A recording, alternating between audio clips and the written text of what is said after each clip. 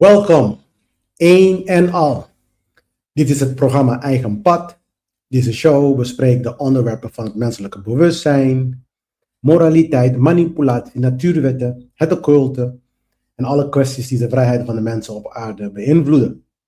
Mijn naam is Tramm van thegreatworkexperience.com en ik ben je gastheer voor vandaag. Welkom allemaal. Bedankt dat jullie er weer zijn. We zijn er weer fris en fruitig en we gaan verder met het Gligamesj Epos. We zijn ver gekomen. We zitten nu in tablet 5. De reis is begonnen. Goedenavond. Dag Anna. We gaan vandaag weer, Bonotje. Dag Gisela. We gaan vandaag weer snel starten. Want ik wil een aantal mededelingen heel snel doorheen, zodat we dan kunnen verder gaan met het Gligamesj Epos. Oké, laat me eventjes sheet erbij pakken. Ja, dankjewel. Voordat wij starten, wil ik heel graag dat jullie naar deze podcast en deze series kijken. De tarot-series en het occulte Bijbel. Dat is heel handig. En ook de gereformeerde cultus van de staat. Dat zijn die 3 dingen. Dat zijn die 3 afleveringen die je daar ziet. Die kan je op mijn website vinden, thegreatworkexperience.com. En je kan het ook op de Pika platform vinden, op de video gedeelte van YouTube. Maar bij mij krijg je gewoon op mijn website is 1 hub voor al deze video's. Specifiek die van mij. Dus ja, je wordt aangeraden in ieder geval. Laten we even heel snel de masterclass bespreken. Die masterclass die gaat starten de 5e van juli. Wat je krijgt van de masterclass is somatische psychologie, NLP, symbolische systemen en tarot. Die worden dan samen gecombineerd tot 1 systeem om de psyche te onderzoeken. Degenen die me een klein beetje kennen, ik ben heel veel van de psychische aspect van de mensen. Want vanuit het occulte weten we dat alles voortvloeit vanuit de gedachte, vanuit je psyche. En de psyche begrijpen is een van de belangrijkste dingen die een denkende wezen kan hebben. Oké? Het begrip van zijn eigen denkproces en het begrip van zijn eigen denken. Van waar zijn ideeën vandaan komen. Niet vergeten, ideeën die sturen het hart aan en het hart stuurt de handen aan. Ja? Dus deze masterclass is bedoeld om de student de tools te geven om zijn eigen psyche te onderzoeken en zijn eigen psyche te begrijpen. Ik zal persoonlijk jou daarin ondersteunen, maar het is een studie die kant en klaar is voor jou om te volgen.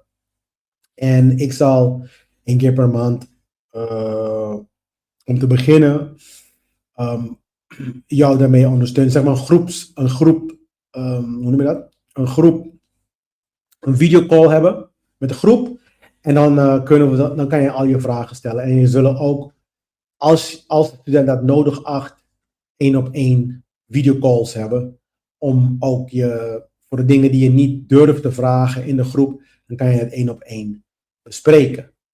Ik ben al bezig met een aantal mensen, maar niet de tarotklas, niet deze, met een andere. Ja, en die zullen ook waarschijnlijk in deze klas komen. Dus ik heb al 10 mensen, maar voor degenen die nog geïnteresseerd zijn, meld je aan, info@thegreatworkexperience.com. En en wellicht zie ik je dan in de masterclass. Het bestaat uit 2 delen. Eentje is je eigen psyche onderzoeken. En de andere is iemand anders helpen om hun psyche te onderzoeken. Dus je kan iemand ondersteunen. Dus dat wil ik wel eventjes rustig vermelden. Dit is dan zeg maar de app die je erbij krijgt. Je krijgt een hele mooie app erbij. Deze was ik begonnen in 2019 te bouwen. Godzijdank is het nu eindelijk redelijk af. Eigenlijk het is af, maar ik moet nog een aantal bestanden nog zeg maar erin gooien. Want het is in 4 verschillende talen. Nederlands, Engels, Spaans en Duits. Dat is veel. Ja? En we hebben ook 4 type decks. Dan heb ik de Riders White. We hebben de Toad deck. De Toad is van Alistair Crowley, voor degenen die me kennen. Alistair Crowley voor mij is nummer 1. Alistair Crowley is heel erg bekend in de satanistische kringen, maar de satanistische kringen die begrijpen Alistair Crowley verkeerd. Maar hij is een van mijn favoriete teachers. En natuurlijk hebben we Paul Casey, is ook een van mijn favoriete teachers. En Manly P. Hall, zijn een van mijn favoriete teachers ook. Dus al deze kennissen zitten erin. Dus even kijken, want we hebben hier.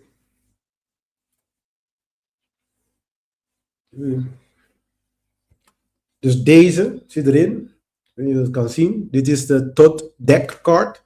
En deze kennen de meeste mensen. Ja, deze kennen de meeste mensen. Dus die 2 zullen zeker erin zijn. En ik heb ook. 2 seconden. En ik heb ook die van de Golden Dawn. Met het magie-systeem van de Golden Dawn. Het is ook best wel interessant om die kaarten zeg maar, te onderzoeken. Het zijn gewoon voor degenen die het leuk vinden om verschillende, zeg maar, dezelfde concepten, maar te bekijken op basis van verschillende systemen.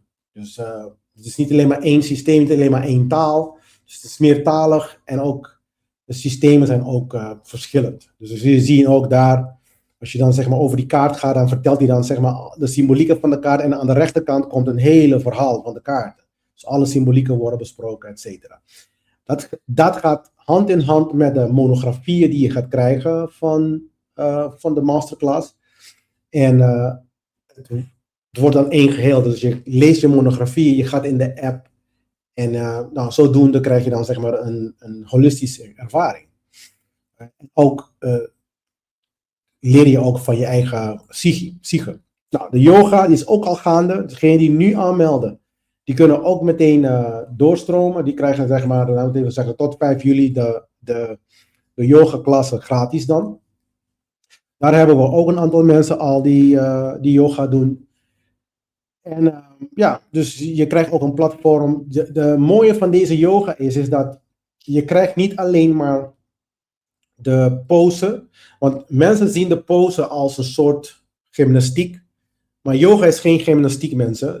Heel veel mensen denken dat het echt zo is. Een soort pilates of zo. Of een soort, weet ik veel, cardio. Of weet ik veel allemaal die mensen denken. Maar dat is niet zo. Dus er zit ook kennis achter elke pose. En er is eigenlijk occulte kennis achter elke pose. Dus de docent van de yoga is gecertificeerd door Indische leerkrachten. En de kennis die dan achter zitten bij de pose worden ook allemaal besproken. Dus het is heel interessant. Dus het past ook goed bij het geheel van de andere klassen die bij mij te vinden vallen. En dan hebben we natuurlijk de detox. Een gezonde lichaam, gezonde brein. En dat is eigenlijk mijn eigen regimen. Probeer het lichaam gezond te houden, de brein gezond te houden. En dus die krijgen ook detox. Je wordt dan gewoon, als het ware, meegenomen in het proces. Heel veel mensen hebben moeite mee om te vasten. Dus ik ga je helpen om zodanig te vasten dat je zo min mogelijk problemen, of nooit problemen, maar cravings krijgt. Dus ik weet niet, honger. Ja? Dus heel veel mensen hebben dat probleem, dat ze honger krijgen, et cetera. Dus er is een bepaalde manier hoe we dingen doen, dat je dan helpt om die honger te onderdrukken en dan dat je dan toch wel je uren maakt. Want je moet je uren maken, wat vasten betreft. Ik was zelf elke dag en ik eet, ik heb alleen maar 1 uur eetmoment. Dus ik vast 23 uur per dag. En er zijn ook momenten in het jaar waar ik langer vast. Ja, dus dan praat je over een week, 2 weken. Dus dat is dan limiteer je zeg maar de inname van voeding en op een gegeven moment ook van water. Dus ja, voor degenen die geïnteresseerd zijn, info@thegreatworkexperience.com. Ja, ik moet dat even vermelden, want voor mij is het het heeft geen zin om al deze kennis te geven aan jullie zonder dat we dingen in praktijk brengen. Wij moeten nu gaan begrijpen dat wat geleerd wordt in de praktijk gebracht moet worden. Er is een gezegde in het Chinees, of in het Aziatisch, waar heb ik een paar keer ook al over gehad, dat kennis zonder toepassing is geen kennis. Dus dan is het net zo goed, kan je zeg maar al wat ik nu aan het zeggen ben in de prullenbak gooien. Dus je moet zeg maar het gaan toepassen in je leven. Ja? Ja, dankjewel Eva. Dankjewel. Je mag ook van mij allemaal in 1 bundel. Ik noem het het grote bundel, of de grote bundel noem ik het. Dan mag je dat allemaal voor een kleine donatie. Trouwens, allemaal hebben dezelfde donatieprijs. 77 euro. Ja, dus dat mag. De donatielink is bij thegreatworkexperience.com en dan klik je op donatie. Dan heb je verschillende manieren om te doneren. Je moet begrijpen, dit zijn allemaal symbolische prijzen, want op deze manier probeer ik natuurlijk de groep mensen een beetje zeg maar, serieus te houden. Want ik heb het verleden meegemaakt dat de mensen, ja, ze zijn zuigers. Ze nemen al mijn energie en dan zijn ze niet serieus bezig. En dat probeer ik dan zeg maar, te voorkomen door een prijs daarop te zetten. En ik weet dat in Nederland vooral elke euro telt, elke dubbeltje telt. Dus dan krijg je alleen maar serieuze mensen. Oké, ja, dankjewel. Dankjewel. Even, ja, dan kunnen jullie naartoe gaan. Even is altijd daar met informatie. Oké, niks is nieuws onder de zon. Dit is een gezegde die eeuwig voor de Bijbel trouwens is, zegt men dit. Dus dit komt niet uit de Bijbel. Als jij dit in de Bijbel hebt gezien, dan begrijp ik het wel. Maar dit is voor die periode al lang zeggen mensen dat. In fact, vanaf het begin van de mensheid zeggen we dat. Zeggen de mensen dat. Omdat er gewoon niks nieuws onder de zon is. Gewoon letterlijk, er is niks nieuws onder de zon. Ja, dat betekent ook dat de waarheid objectief is. Ja, het was zo, het is zo en het zal altijd zo zijn. Met andere woorden, morgen komt de zon gewoon normaal in het oosten weer. Ja, die gaat weer op. Dus, en dan gaat het dan vervolgens weer onder in het westen. Dus, op basis daarvan begrijpen we ook wel dat waarheid objectief is. Het is niet relatief. Mijn waarheid, jouw waarheid is op zijn hoogst. Op zijn hoogst. Een eigen opinie. En opinie, zoals we allemaal weten, is niks waard ten opzichte van waarheid. Waarheid zijn feiten. Het is niet mijn waarheid, jouw waarheid, bullshit. Dat is ik ga je zo ook een beetje erin. Want ik praat over deze dingen over mijn hele series heen. Dit is een manier van manipuleren. Kijk, zolang je dan zeg maar je eigen waarheid bullshit hebt, dan kunnen ze jou manipuleren. Want dan is er altijd een vraag van... Het is een hele discussie over dingen die eigenlijk heel simpel zijn. En heel erg duidelijk en heel erg klaarblijkelijk zijn. Dan komt er discussies die een eindeloos discussie over. Dan zie je het op de televisie en dan zie je het op, weet je, dan gaan mensen erover discussiëren. Want je ziet ook de domheid mee gemoeid wordt. Dus dat mensen gewoon moeite hebben om gewoon normaal te denken. En dan denken ze dat het ook allemaal wat ze vertellen allemaal logisch is. Hè? Maar niks is nieuws onder de zon, mensen. Dit is geen religieuze presentatie. Denk ik dat dit, voor degenen die mij elke week al volgen, dit is duidelijk nu, denk ik. Ja? Ik ben niet een nieuwe kerk aan het opzetten. Ja, ik ben niet pro-christendom, pro-jodendom of pro-islam. Ja. In feite, religie moet gewoon weg. Dit is het probleem ook met de wereld. Religie is het probleem van de wereld. En religie, wanneer ik religie zeg, bedoel ik ook politiek. Ja. Dus jouw favoriete politieke partij. Ja. Degene die dan zogenaamd moet komen om ons te verlossen van al die problemen van de wereld. Is een religie. Je bent in een cult, in een kerk. En de pastor van het kerk nu in Nederland heet Slette, of Jette. Ik noem hem altijd Slette. Ja? En daarvoor waren er ook andere, ja, ik weet het niet, halfgebakken mannen. Die dan zeg maar aan de macht, of in hun hoofd aan de macht waren. Een echte macht hadden ze niet. Het zijn echt letterlijk Mongolen die daar, ik kan gewoon niet, ik krijg gewoon, ik word gewoon hier heel erg geïrriteerd van, omdat mensen zich gewoon laten meeslepen in dit idioterie.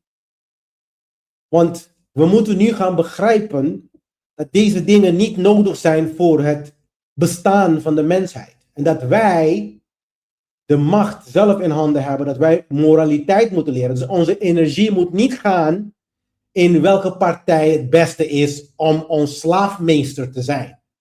Onze energie moet gaan in het begrijpen dat wij soeverein zijn en dat ieder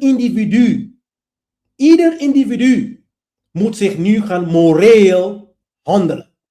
En er zijn manieren om dat uit te voeren. En het enige moment dat wij dit niet kunnen doen is op het moment dat deze instanties nog er zijn.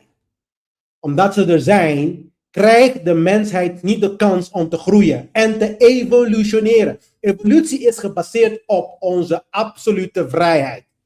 En als jij denkt dat AI en technologie die we hebben de evolutie representeren van de mensheid, dan heb je het verkeerd. Dan ben je dom bezig. Dan heb je niet goed over nagedacht wat evolutie is van de mensheid. Ja? Het idee is dat jij denkt zoals de fucking AI denkt. Wat dacht je daarvan? Dat is waar de evolutie van de mensheid, niet dingen creëren en afhankelijk worden van die dingen. Dat lijkt meer op een soort drugs, weet je nog? Dus in plaats van dat jij gaat denken, gaat iets anders denken voor je. En dan blijf je rondlopen als een koe. Je blijft rondlopen als omdat jij gewoon niet begrijpt hoe het werkt. Dus evolutie heeft te maken met dat jij jouw denkproces verbetert.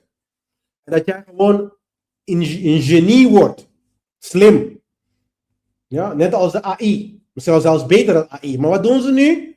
Ze chippen je hoofd. Hè? Dat is wat Musk wil. Musk wil in je hoofd. Hij wil je gedachten planten in je. Door chips te zetten daarin.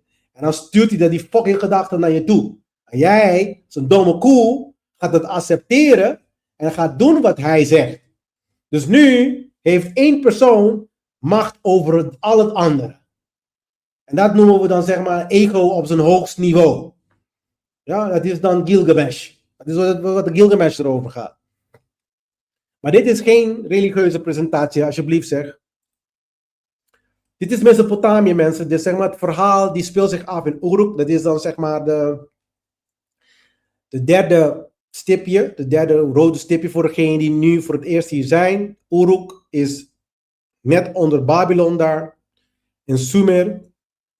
En als je dan de Perzische Golf volgt helemaal naar beneden toe, dan krijg je de stad van Hormuz, waar het hele verhaal nu zeg maar speelt van de olie. En waar ze dan zeg maar het spelletje al En het grappige van het verhaal is,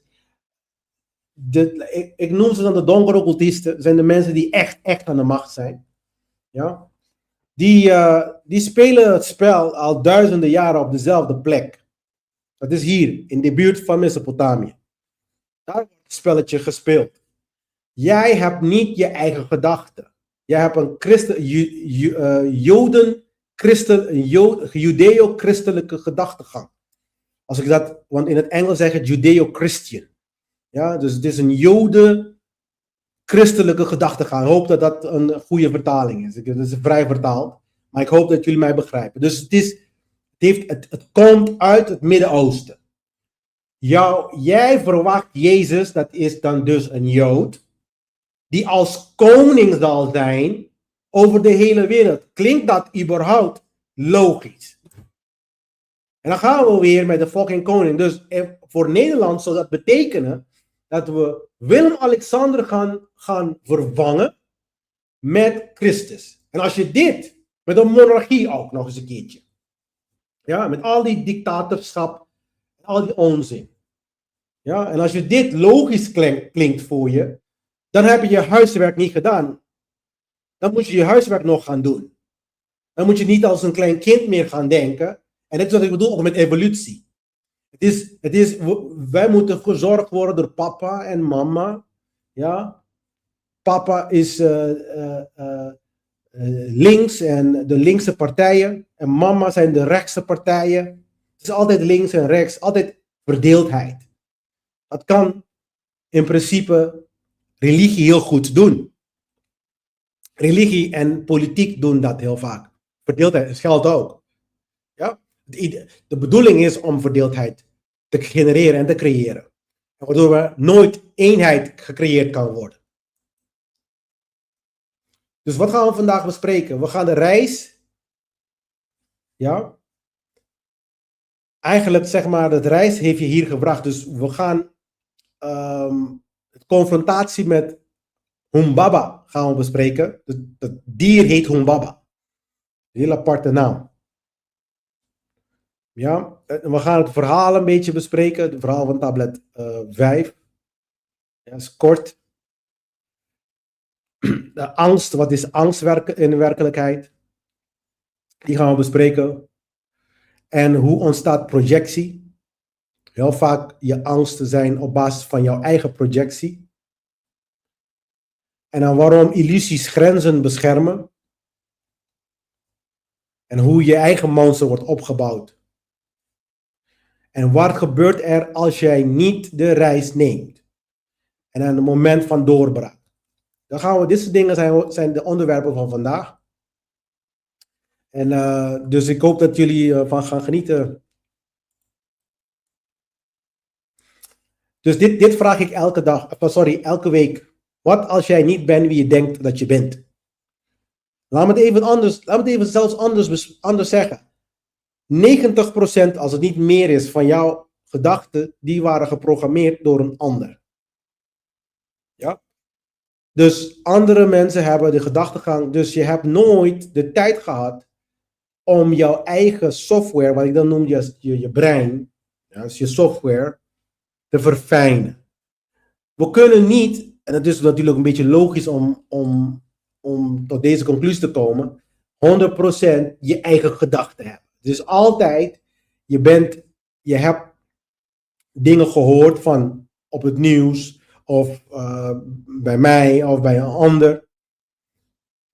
Maar de bedoeling is dat je ook elke onderwerp, want dit is dan de trivium methode, die we ook in de masterclass bespreken, dat je dan zeg maar een onderwerp helemaal erin duikt. En dan praten we over bijvoorbeeld als je universiteit een wetenschappelijk onderzoek traject neemt, dan vertellen ze je dan dat je dan minimaal 30 bronnen moet hebben van waar je dan je kennis uithaalt. De trivium methode gaat verder dan dat. We moeten niet alleen maar 30 hebben, we moeten vele malen meer dan 30 hebben. 30 is zelfs niet genoeg. Ja, ik begrijp het wel, voor school kan dat genoeg zijn. Maar in principe moet je vele malen meer informatie hebben. 30 is minimaal.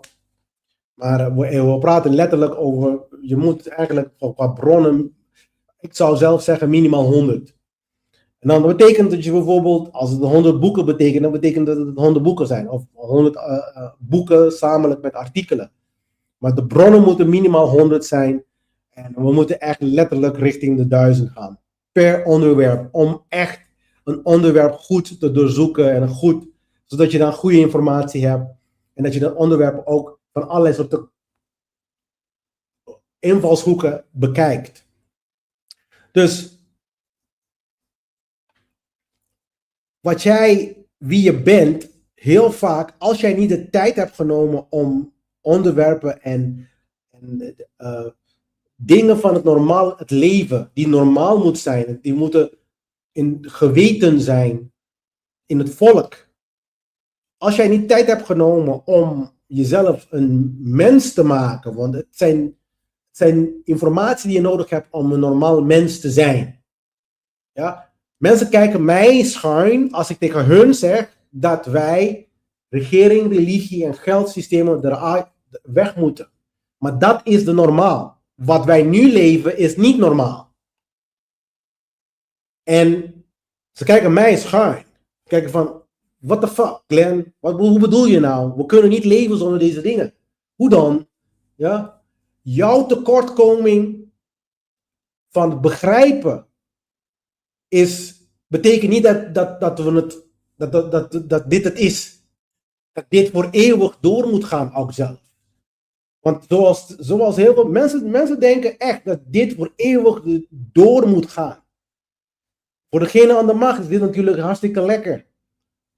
Maar degene die gaan pijn en lijden zijn de normale mensen zoals jij en ik. Dat is het probleem. En ik ben gewoon zat om een leven te leiden waar andere mensen gewoon je geld van je pakt wanneer ze dat willen. Je hebt hard gewerkt. Ze bepalen wanneer je in huis of uit huis. En nu komt ook weer met de fucking dezelfde dingen komen weer. Hè? Dus dat herhaalt zich weer. En dan, ik wil weten hoeveel mensen nog steeds die fucking masker gaan aandoen. En die fucking lockdown gaan accepteren. En al die andere onzin. Ik ga gewoon. Ik weet het niet, man. Ik krijg kortsluiting. Hoe mensen dit gewoon toestaan. Omdat ze dan zo slim zijn, blijkbaar. Omdat hun het zelf hebben onderzocht. En ze weten zoveel van.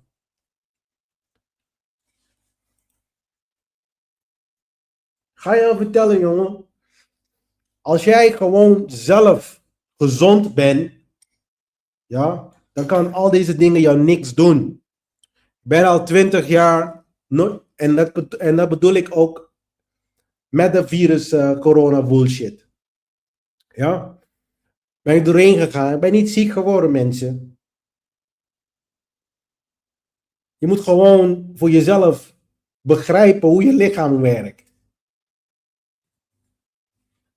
En dan ga mij niet vertellen dat ik troep in mijn lichaam moet stoppen, zodat jij je kip kan blijven vreten. Dat is niet eenheid. Dat is domheid.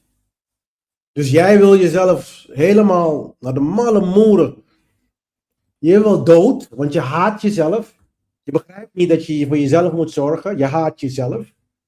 En omdat je van jezelf haat, verwacht je dat een ander het probleem voor je oplost. En dat is niet hoe de werkelijkheid werkt. En dat is, al mijn werk is hier gebaseerd. De werkelijkheid is gebaseerd op jouw input. Wat jij erin gooit, dat krijg je terug. En wat wij gezamenlijk erin gooien, dat krijgen wij terug. Wat hebben we al besproken? We hebben ego besproken. In de tablet 1 is de ego, Gligamesj. De schaduw is verschenen. In tablet 2 is Enkidu. En de reis is begonnen. En dus nu komt de confrontatie. Dus de punt is hier.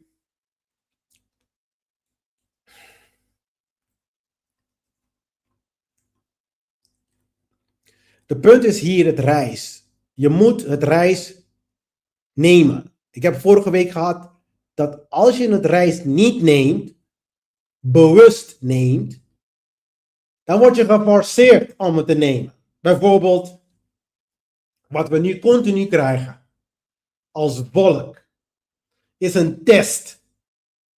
We worden continu getest en weet je wat grappig van het verhaal is? We falen keer op keer voor dezelfde bullshit. Duizenden.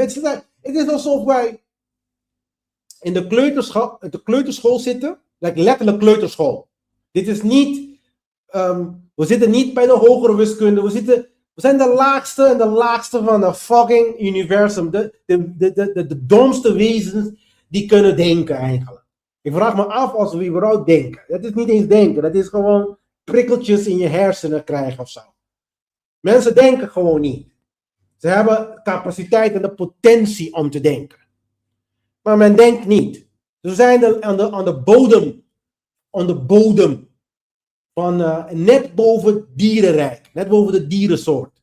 De dieren die handelen in instinct. Wij zijn net boven. Dat is net. Ja. Je kan eventjes 1 en 1 is, of 2 plus 2 is 4, kan je nog berekenen. Je kan nog zeg maar een paar mooie dingen maken. Ja, alles wat met slavernij te maken, kan je heel goed. Alles wat daarmee te maken, kan je heel goed. Ja, geld maken zonder niks te doen. Weet je wel? Ik wil passieve geld hebben, passieve geldstroom hebben. Nou, wat je erin stopt, krijg je. Ja, dus denk even na over je passiviteit. Kijk hoeveel disbalans gecreëerd wordt met je passieve inkomsten bullshit. Je moet gewoon werken. Gewoon werken en naar je eigen inkomsten fucking leven. Waarom kunnen mensen dat niet doen? Maar nee, ze moeten een grote, noem je dat, Rolls Royce kopen voor wat? Fucking Rolls Royce die brengen van A naar B. Zo'n fucking Peugeot, die gebruik je ook gewoon van A naar fucking B. Als ik die mensen, trouwens, als ik die mensen zie, ik lach me kapot, jongen. Echt, dit is een komisch verhaal om te zien. Het zijn kinderen met hun speelgoedjes. Net als wanneer je dan zeg maar de regeringen van de wereld ook ziet, die leiders, het zijn gewoon kinderen. En dan zien ze ook, het is gewoon een speelgoed, het is een spel. Ja, het is een speelgoedje. En dan komen ze daar en dan laten ze dan hun macht zien. En dan zie je ze met een pistooltje. Piu, piu, piu, piu. Weet je wel, toen je klein was, dan ga je piu, piu, piu. Piu, piu. En dan ga je niet doen wat ik zeg. En dan ga ik je achter jou aan. Bla, bla, bla. Dit is dan zeg maar, zo zie je ook dat hoe laag geschoold. Ik bedoel, als jij een diploma. Ik heb alle diploma's, mensen. Ik heb ook master. Oké? Dus ga mij niet vertellen dat wat je op school krijgt, dat dat kennis is. Ja, je krijgt wel wat informatie. Weet je wat je krijgt op school? Je krijgt genoeg informatie zodat je een fucking slaaf kan zijn. Ja, een hele mooie, ja, obedient. Ja, dat je dan zeg maar gehoorzame slaaf is. Dat is wat ze dan leren. Ja, en dan vervolgens ga je eruit. Heb je zo'n papiertje, dan word je opeens arrogant. Ja, want dat heb je ook van die arrogante idioten die rondlopen en qua kennis is 0. Ik lach me kapot. Ik ga helemaal stuk hier in mijn huis. Ja, want er is niks anders dat ik kan doen, anders moet ik huilen. Ja, heel mooi praten met me alsof ze dan hartstikke slim zijn. En ze zijn gewoon fucking slaven. Ze weten het niet eens. En als jij miljoenen hebt op je rekening, dan moet je daar gaan zorgen dat de structuren die dat zogenaamd aan jou heeft gegeven, het niet vervolgens weer wegpakt. Huh? Dus dan ben je uren en uren bezig als een fucking slaaf ervoor zorgen dat je structuren maakt, Glenn. We moeten structuren maken. Een BV'tje daar en dan gaan we uit die BV halen we geld hier en dan sturen we aan die andere kant BV daar aan de andere kant van de wereld. Mensen, ik heb al die dingen gedaan en ik weet hoe het werkt. Dus al die juridische structuren bouwen. Weet je hoe vermoeiend het is? Waarom betaal je gewoon niet? Betaal ze gewoon geen cent. Dit is het makkelijkste en dan hoef je niks. Je brein, waarom moet er geld stromen, Glenn? Het geld moet stromen van Nederland en dan gaat hij ergens naar Dubai. En Dubai betalen ze geen inkomstenbelasting. En dan kunnen we die regeltje daar hier, een regeltje daar, een regeltje dit. Het is allemaal onzin. En trouwens, ze hebben het gemaakt zodat jij dat doet. En dat je dan bezig bent. Je lul, je weet het niet eens.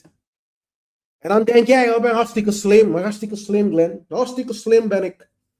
Want ik heb mijn geld daar gezet en heb ik geen belasting over betaald, bla bla bla. Gewoon betalen niet. Wat dacht je daarvan? Werk op een manier dat je niet hoeft te betalen. Wat dacht je daarvan? Want het is toch stelen. En maar als mensen mij iets van me stelen, dan heb ik al het recht om gewoon met rust gelaten te worden en dan gewoon mijn dingen doen die ik moet doen. En ze mogen niet pakken. Als je pakt, dat is een bedreiging. Dat is letterlijk een bedreiging. Dus belastingdienst is dit is een bedreiging. Het is geweld. Want je bent aan het stelen. Stelen is geweld gebruiken. Dus heel veel mensen kunnen dat niet eens inzien dat dit soort systemen geweld zijn. En dan, wanneer jij reageert erop, dan zeggen ze dat jij gewelddadig bent. Ja, dat is Satan op zijn hoogst. Wat goed slecht is en wat slecht is goed. Hun mogen het wel, wij mogen het niet. Fuck you. En dat is wat jij moet leren doen. Je moet nu gaan confronteren de grote fucking monster die we hebben gemaakt. Het heet regering en religies. Dat is Humbaba. Humbaba is deze fucking grote. En het lijkt groot. Dit is het moment van waarheid, mensen. En het reis. Nog iets, hè. De reis is wat iedereen mee bezig moet zijn. De reis om zichzelf te begrijpen. Waarom ben ik hier? Wie ben ik? Waar ga ik naartoe? Dat is een klassieke vraag die niemand kan antwoorden. Omdat ze geen tijd hebben gehad en genomen om die vragen voor zichzelf te maken. Ik kan het wel antwoord geven erop, hoor. Het is allemaal niet zo moeilijk, hoor. Maar spiritualiteit is een reis.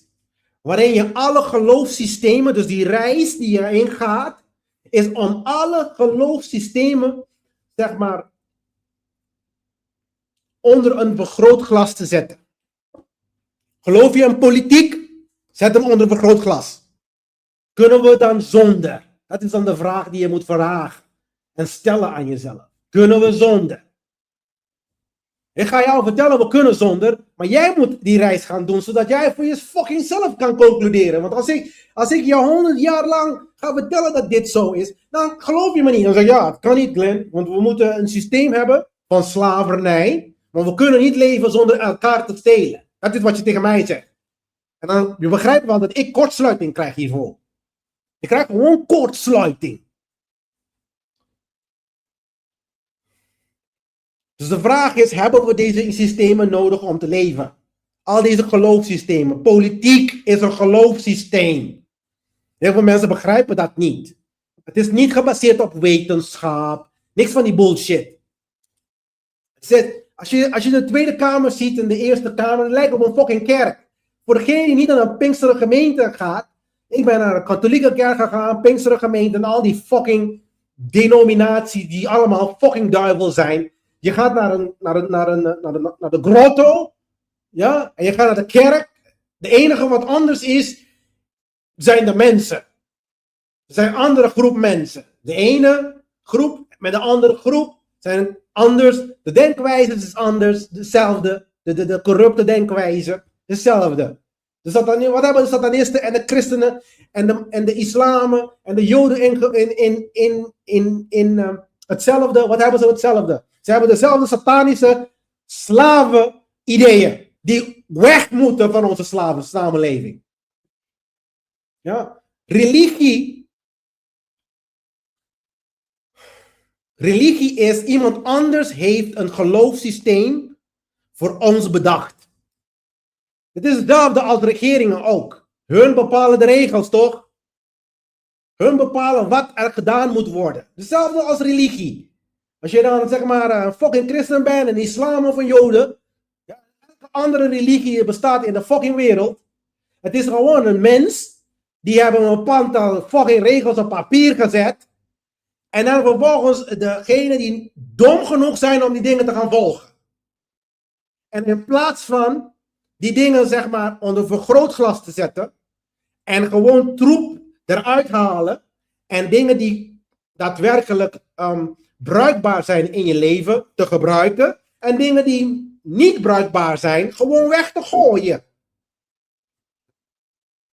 En ga maar niet vertellen, wachten op de Messia en wachten op Christus en de Mahdi. Wachten op de Mahdi, wat hebben de fuck ze dat ook allemaal noemen in de moslim. Dat de oplossing is. Dat zijn weer groepen mensen die slaven moeten zijn voor één persoon die zogenaamd almachtig geweten heeft. En dan vervolgens controleren. Hè. Dat is wat het doen. Poppetjes controleren, jongens. Dat gewoon mensen dom zijn, gewoon. En ik word gewoon echt serieus. Ik krijg gewoon kortsluiting hiervan, jongen. Jesus Christ. Wat gebeurt er in tablet 5? Gilgamesh en Enkidu bereiken het woud. Dus zij gaan reizen. Dus reizen is spiritualiteit. Spiritualiteit is verschillend aan religie. Religie is een set regels die je moet gaan volgen. En dat betekent, je gaat ook niet vragen waarom en hoe. Dit hebben we 1000 jaar gedaan. Vraag niet, dit is het en klaar. Dat is het probleem met religie ook. Daarom worden mensen daar in al die religieuze kringen seksueel misbruikt. God heeft mij mijn pik in jou gezegd dat ik mijn pik in jou moet zetten. Ja, ja. Zo werkt het. Jij bent de heilige fucking Maria zelf. Ja, ja. En vrouwen die blijven maar gewoon in die bullshit vallen. Ga naar Netflix kijken. Het zit vol met die documentaire, man. Ik word er scheidsziek van. Dat is gewoon omdat mensen gewoon niet de tijd nemen om zichzelf te onderzoeken, om ze te weten wie de fuck ze zijn.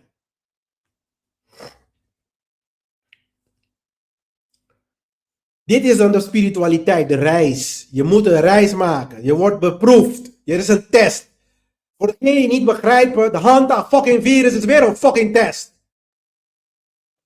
De universe laat deze dingen toe om te kijken van, gaan ze weer hun slavenmeester luisteren? Of gaan ze naar de wetten van de natuur luisteren? Dat is dan dus de vraag. Gaan we elkaar respecteren?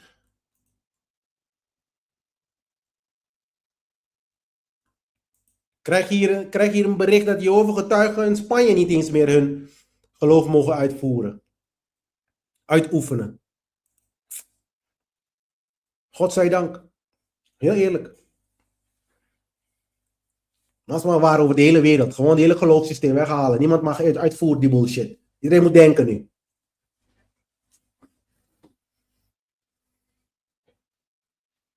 Maar Humbaba is angstaanjagend. Overweldigend. Humbaba. En Humbaba bewaakt de grenzen. Je gaat zo zien. Dat brengt twijfels. Wat mensen nu krijgen. Wanneer ik zeg tegen hun van, stoppen met mietje doen. Stoppen gewoon met mietje doen. Stoppen gewoon als een mietje te gedragen. Stoppen gewoon als een fucking mietje te gedragen. Stoppen gewoon als een fucking mietje te gedragen. Maar ga mij niet vertellen.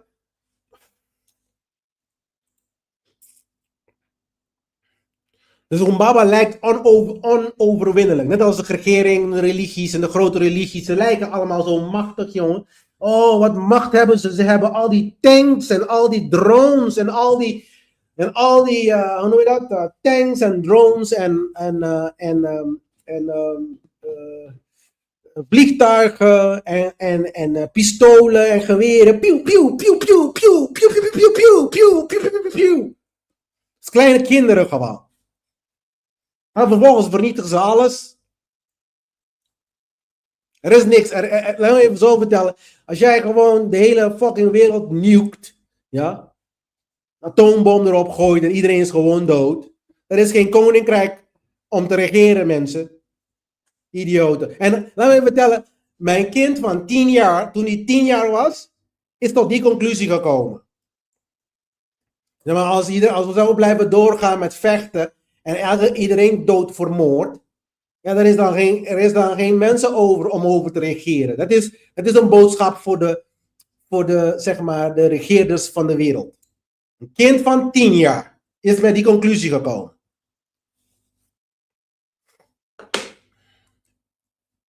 Dus de angst neemt toe.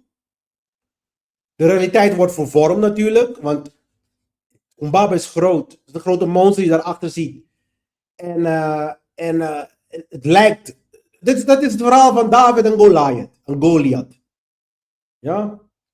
Maar op een gegeven moment, Shamash helpt. Shamash, vergeet niet dat vorige week had ik over Ninsun. En Ninsun was de moeder van Gilgamesh.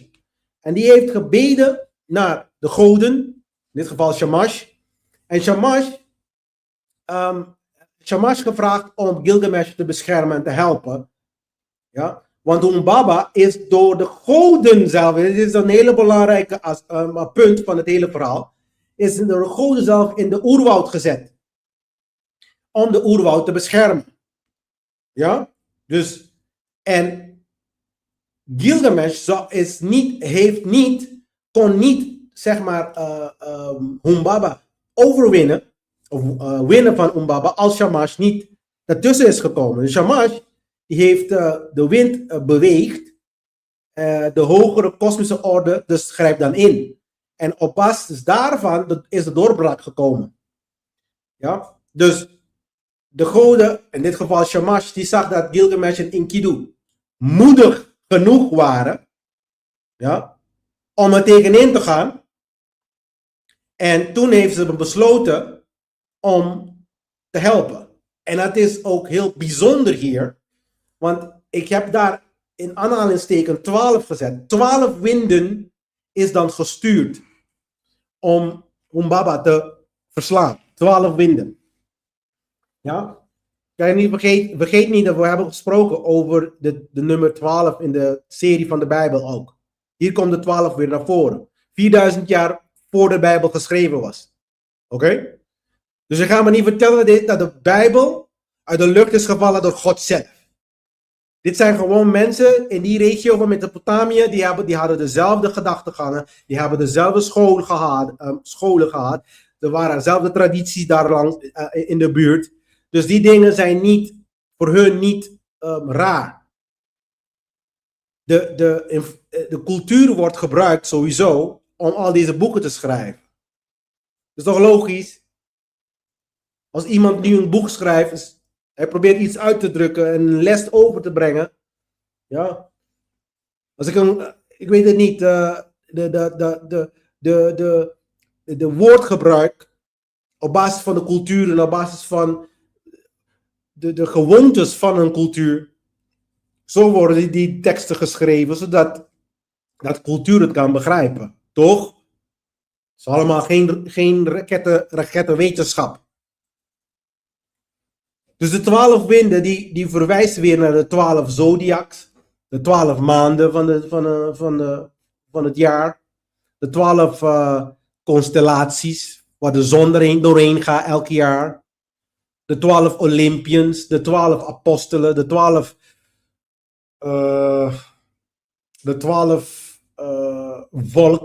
volken van Israël.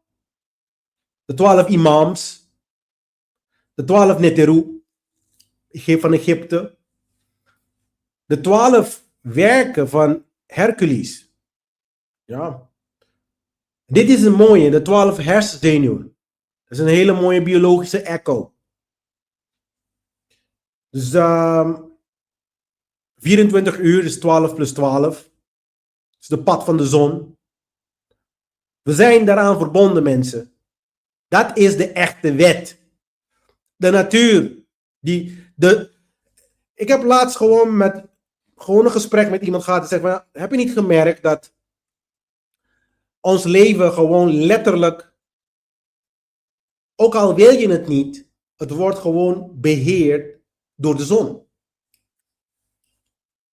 Je wordt niet wakker 's avonds. Sommige mensen kunnen blijven doorslapen tot 's avonds. Dat is ook, maar dan ga je tegen de natuur in. Tegen je natuurlijke proces. Want in de ochtend, wanneer de zon opgaat, dan krijg je het licht. Die activeert dingen in je lichaam.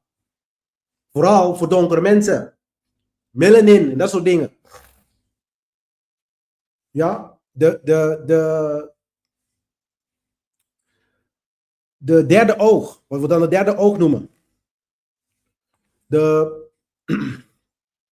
Die wordt dan ook geactiveerd door de zonne-energie. Ja? De zon is eigenlijk en die geeft ook een bepaalde vitamine. Volgens mij is het vitamine K. Oké? Die dingen, de zon die bepaalt zoveel dingen, dat we niet, ik bedoel, wat we ochtend noemen, als wij, we kunnen niet, ik kan niet eens voorstellen, nu dan in ieder geval, dat mensen dit niet kunnen begrijpen. Zonder de zon is er ook geen eten. Er is gewoon geen eten. Want die plant die je niet wil eten, die wordt wel gegeten door het dier die jij eet. Which is weird. Want elke dier die we eten, die zijn, dan moeten we zo zeggen, de beste. Want je gaat geen dier eten die insecten eten. De meeste mensen doen dat niet, behalve in Azië, waar ze dan een beetje gekker zijn dan in de westenwereld. Maar ik kan me niet voorstellen dat je kakkerlak in je fucking smoel zet. Ja? Wel, dat doen ze wel in Azië. Sommige mensen in Curaçao die eten ook van die reptielen. Maar die reptielen, die zijn vegans. Ze eten planten. En omdat ze planten eten, krijgen ze dan de zon. De zonne-energie zit in de plant. Fotosynthese noemen ze dat. En die wordt vervolgens omgezet in al, zeg maar, in het levenskracht die wij dan. Daarom voel je ook zo goed als je een groenteshake drinkt. Probeer het een keertje. Dan ga je het verschil zien tussen een protein shake die je gewoon in een fucking supermarkt koopt. Het is gewoon dode moleculen. Ten opzichte van een shakeje van de groente. Dan zal je zien. Dan zul je het verschil heel snel zien. Je voelt het gewoon dat de fucking energie in je hele lijf gewoon er doorheen gaat.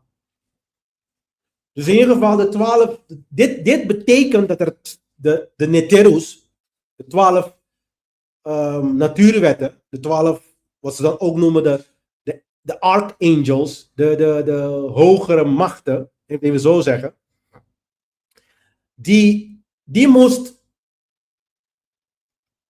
enigszins geroepen worden. En het mooie van de verhaal, Shamash is de god van de zon. Het is de zonnegod. En de zonnegod die heeft de 12 kamers waar hij er doorheen gaat elke jaar, toch? Dus het is heel gepast om ook 12 hier te zetten. Dus, maar goed, die 12, dat betekent dat om Baba te verslaan, moet uitleiding met een natuurwet plaatsvinden. Met andere woorden, als wij zeg maar de regering en de religies en al die andere onzin uit ons leven moeten willen hebben, zodat wij daadwerkelijk vrij worden van deze bullshit, dan moeten we nu gewoon ons gedrag gaan aanpassen met de natuur. En we moeten gaan begrijpen hoe het werkt. En we moeten dan zeg maar in harmonie leven en ons gedrag uitlijnen. En niet er tegenin gaan. Ja, je mag er tegenin gaan. Je mag, want we zijn het toch aan het doen nu. Dus op een of andere rare manier, de universum laat het toe. Ik weet niet waarom eigenlijk. Het slaat nergens op. Dus wat is Humbaba? Humbaba is niet een monster. Het is niet een vijand eigenlijk. Het lijkt zo. Maar het is eigenlijk een zegen. Dat wij dan zeg maar al deze structuren hebben, is een zegen. Maar dan weet je hoe het niet moet. Dit is wat ik zeg tegen mensen heel vaak. Hè. Mensen ze hebben problemen om te begrijpen hoe ze moeten gedragen. Ik zeg nu, op dit moment. We zitten in het mooiste moment van de hele historie van de mensheid. Want nu weet je wat je niet moet doen en hoe je het niet moet doen. Maar we zitten nog steeds met die structuren die in ons nek hijgen. Je moet gewoon het niet hebben. Het is niet, deze structuren moeten we gewoon weggooien. We weten precies wat we niet moeten doen. We moeten deze dingen niet doen. Dat is wat we weten. Dat is heel makkelijk. En dan doe je al het andere. Zolang zeg maar, respect wordt getoond aan elk individu. Elk individu is soeverein. Een land is niet soeverein zoals ze het willen portretteren in het zin van juridische structuren. Je hebt niet gemerkt dat juridische structuren allemaal, ik weet het niet, het bestaat in het hoofd van de mens. Ja? Het land, de wereld is op zichzelf staand iets. Hij heeft mensen hun wetten niet nodig om ja. En het is op zijn hoogst die dingen die we schrijven, afspraken. Maar afspraken is wederzijds. Dus dat betekent ik als individu, niet als regering, als individu heb een afspraak gemaakt voor iets. Als individu. In mijn regio waar ik woon. Niet als een fucking land. Gewoon in mijn regio. Dit stukje land is van mij. En klaar.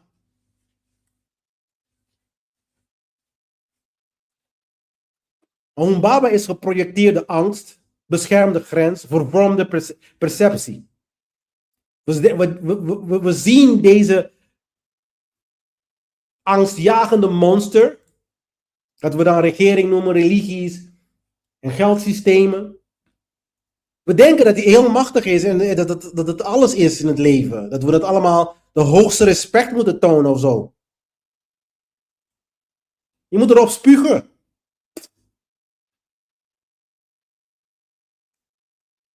Maar er is een kleine subtiele ding hier in het verhaal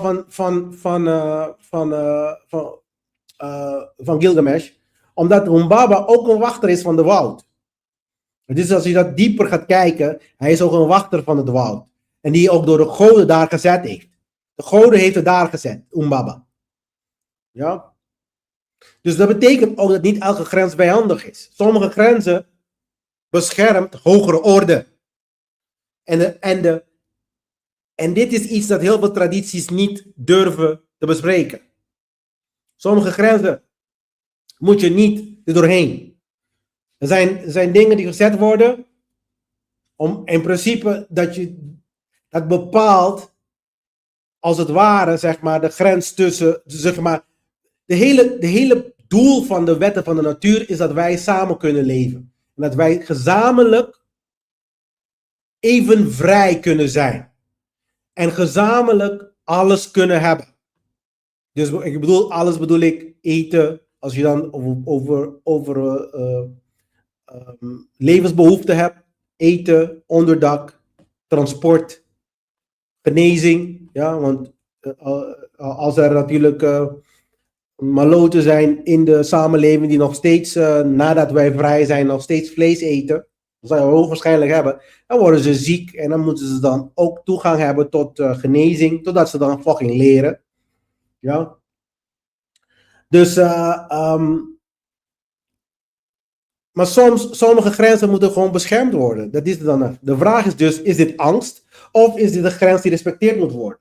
Dat is heel veel tradities die missen dat stukje. Dus je moet, er is een stukje van begrip. Dus je moet echt onderscheid maken. De lovers card in de tarot. Je moet onderscheid maken wanneer het Humbaba is, als in een soort van geprojecteerde angst, en wanneer dat een poort is van het heilige zelf. En ik heb eigenlijk in een van mijn eerste podcasts heb ik gesproken over angst, oerangsten. Ja? Maar hoe werkt angst eigenlijk? Je denkt vooruit, je vult in, en ik praat hier over jij. Er is niemand anders, jij in jouw eigen fucking hoofd. Jij vult zelf in en dan vervolgens vergroot je het. Ja? Jij vult zelf in, want het eerste wat je denkt is van, we kunnen niet zonder. Daarna zeg je van, wauw, het is een hele machtige apparaat. En dan je creëert een beeld. Net als bij de ego. En dan verdedig je die shit alsof je leven ervan afhangt. Dit is het punt. Ja? Religie werkt precies hetzelfde ook. Ja? Heel vaak komt door angst. Je sluit je aan bij religie door angst. Want je wil natuurlijk, als jij in de Jodendom bent, dan wil je natuurlijk, in de Jodendom hebben we niet specifiek een hemel of een hel waar we naartoe gaan. Maar ze praten wel over, zeg maar, dat je cadeautjes en zo kan vragen van God. In de islam, volgens mij, krijg je dan, zeg maar, die 7 maagden. Ja? Dus het is een cadeautje, weer. En christendom is dan natuurlijk naar de hemel gaan, is ook weer een cadeautje. Ja, en als je dat niet luistert, dan krijg je die dingen niet. Dus het is altijd belofte voor iets. En dan angst in injecteren eigenlijk. Dus dezelfde techniek die ze nog steeds gebruiken. Maar daarom zie je ook op televisie al die mensen met mondkapjes en al die bullshit. Ja, dus het creëert een bepaalde erg situatie. Ja, dus dat is eigenlijk, en dan creëer je dingen voor jezelf en dan geloof je zelf erin. Jij met jij en jij. That's it. Er is niemand anders die dat al, helemaal in je hoofd. En dan ga je dat, zeg maar, dus de angst creëert en vergroot zeg maar, angst wordt gecreëerd en vergroot door geloof. Want je gelooft erin. En daarom moet geloof gewoon uitverbannen worden in een samenleving. Je moet niet geloven, je moet de reis van spiritualiteit ingaan. Waardoor, zeg maar, jezelf onderzoek doen voor basisse dingen van het leven. Dus ik zeg niet dat je alles moet gaan onderzoeken. Ik zeg niet dat je moet onderzoeken hoe je een raket moet maken en dat soort dingen. Dat is niet wat ik zeg. Ik zeg dat je de basisdingen van het leven. Dit is hoe het werkt. De basisdingen van het leven. De reis moet ingaan. Je angst overkomen. Ja, dat zijn de basisdingen. Je moet begrijpen wie je bent. Wat je hier doet. Waar je naartoe gaat. Dat zijn de basisdingen van het leven. Wat is moraliteit? Basisdingen van het leven. Dat is wat ik zeg. Want sommige mensen die verdraaien me woorden. Ja, ik kan niet alles. Nee, natuurlijk niet. Als ik geen piloot wil worden, dan ga je toch niet leren vliegen. Het is toch allemaal niet zo. Maar als iemand anders wil gaan vliegen, dan kan hij niet, omdat er een hele fucking systeem van slavernij eroverheen zit. Dat is wat ik bedoel. En dan de basisdingen van het leven zeggen dat iedereen vrij moet zijn om te doen wat hij wil, zolang hij ook een andere in staat stelt om te doen wat hij wil. Zo begrijpen we het niet. We denken dat we politie nodig hebben, militairen, om dit te hebben in het leven. Het is juist andersom, mensen. We moeten deze mensen niet hebben. Je wil ze ook niet hebben. Maar waarom bestaat Umbaba nou? Nou, niet alleen maar om grenzen te bewaken, maar om veranderingen tegen te houden. Nu begrijp je het. Waarom we dan duizenden jaren op dezelfde punt zitten qua evolutie van de mensen. Mensen, technologie reflecteert niet onze evolutie. Trouwens, als we dan heel erg technisch en concreter en wetenschappelijk willen zijn. Het is alleen maar 2% van de bevolking. Ja, die deze technologie maakt of krijgt. Want ze hebben het ook zelf niet gemaakt. Zo slim zijn de mensen, niet vergeten. De mensen, hun denken is net een klein beetje boven het dierenrijk. De diereninstinct. Nog net. Dus in de bodemgedeelte van de goden. Wat we dan de goden noemen. Heel vaak krijgen we deze technologieën zelfs. Er zijn 2%. De Mark Zuckerberg van de wereld. De Elon Musk van de wereld. Ja. Het is 2% niet eens. Niet eens 2% van de hele wereld. Dus dan kan je ook zien dat de meeste mensen gewoon domme koeien zijn. Er is geen evolutie plaats. Niet eens 1 grammetje van evolutie plaatsgevonden in de fucking samenleving. Want de ene 2% die dan al deze dingen zogenaamd geweldig brengt voor het goede van de mensheid. Ja? Met al die patenten en al die dingen waar je niet mag aankomen. Dus jij mag.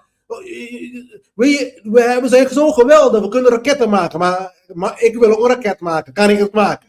Nee, kan niet. Je moet via hun gaan, je moet licenties vragen en al die andere onzin. Ja, maar Glenn,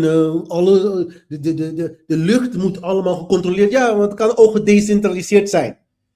Want vroeger zeiden ze ook, je moet altijd servers hebben. En nu hebben ze dan zeg maar blockchain.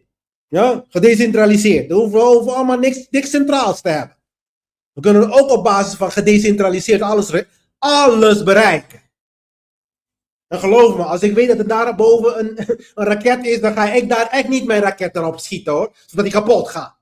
Want een Mongool doet dat dan.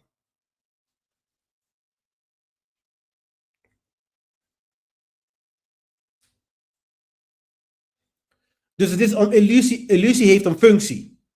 Ja, de psyche maakt het monster groter om jou het bekende te houden. Bij het bekende te houden. Dus de illusie die je hebt, de comfortzone noem ik dat ook. De illusie die je hebt, die zorgt ervoor dat je blijft waar je bent. Daarom ga je geen grammetje vooruit. Geen grammetje. We zijn al 4000 jaar. Ja, 4000 jaar. Verder. Vanaf het geschreven van deze verhaal. Zeg maar vanaf, zeg maar, eigenlijk zijn de tabletten gevonden 4000 jaar geleden. Het verhaal bestaat nog langer dan 4000 jaar. Dus we zijn langer dan 4000 jaar. Langer dan 4000 jaar. Geen grammetje vooruit gegaan. Letterlijk van boonga boonga gegaan. Om gewoon een beetje normale spraak. Een boonga boonga is iemand van de grot. Die in de grot leeft. Met een weet je, van de Flintstones. Boonga boonga. Boonga boonga. Letterlijk van dat. Ja. En dan zitten we nu zeg maar zo. Te typen. En voor de rest niks. Want die computer die je ook voor je hebt. Dat is ook gemaakt voor die 1%.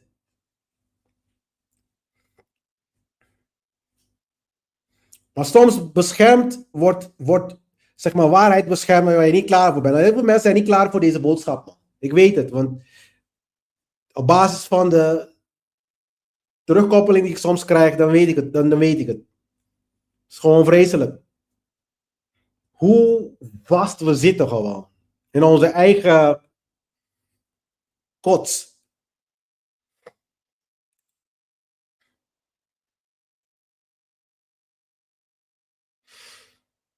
En ik wil ook iets zeggen hè, over religie eigenlijk. En religie en politiek en zo. Hè. En dit is iets want dit is wat angst ook genereert. Want dit is ook of in stand houdt. Ja? Want als ik bijvoorbeeld, als ik een christen ben en jij bent een jood of jij bent een moslim. En als de weg naar God alleen maar één is. Er is maar één weg naar God. Ja? En als de moslim, laten we zeggen, de moslim heeft de ware weg naar God. Dat betekent automatisch dat mijn weg, die ik dan beschouw dat de weg is naar God, verkeerd is. En dat hij de echte weg is, toch? Want anders was die persoon ook een christen.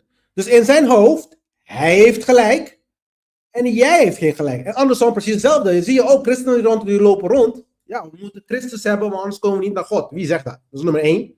Ja? Wat een weird, rare ideeën. Als ik dan diep in ga, is het nog gekker. Ik krijg alleen maar kortsluiting trouwens.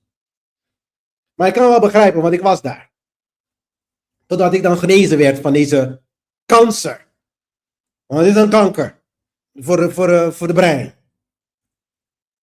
Maar als ik gelijk heb of een ander gelijk heeft en de ander die heeft dan automatisch geen gelijk. Dan zijn mensen fundamenteel, worden dan tegenover elkaar gezet. Fundamenteel. Het is hetzelfde als links en rechts partijen. Als jij zeg maar meer geneigd bent voor zaken, et cetera, dan ben je automatisch meer aan de linkerkant. Een beetje meer liberaal. En ik heb al een keer gezegd, liberaal is geen vrijheid, hè. Dus je bent een beetje meer liberaal, je wil dat de belastingen minder worden, dus je zit een beetje links. En rechts is van, we zitten met elkaar, we leven met elkaar, we moeten voor elkaar zorgen en gelden moeten gedeeld worden. Dan ben je rechts. Sociaal, meer sociaal. Fundamenteel zijn mensen verschillend. Gewoon letterlijk fundamenteel. Dus je bent niet eens begonnen. Je bent fundamenteel al gewoon. Het zijn 2 groepen gemaakt gewoon. Dus er is geen eenheid. En wanneer er verdeeldheid zijn, leven we vanuit angst of liefde. Als er verdeeldheid is. Dat is dat angst. Zo'n baba. Daarom. Vandaar. En een baba blijft in stand zolang we verdeeld zijn. Zolang de ene zegt van ja, we hebben de slavenmeester nodig. Maar die hebben we nodig voor het bestaan van de mensheid. Het is nodig dat een groep mensen een andere groep mensen steelt. Ja? Zodat een andere groep mensen kan genieten van het leven door middel van toeslagen. Er moet eerst gestolen worden ergens het fucking geld, toch? Want het is niet gevraagd. Ze zijn niet naar jou toegekomen en zeggen van mag ik het hebben? Want als je ja zegt, dan heb je toestemming gegeven. Het zijn fundamentele dingen, mensen. Als mensen niet begrijpen dat belasting gewoon diefstal is. En dan als bij diefstal, het is een immorele daad. Het is een geweld.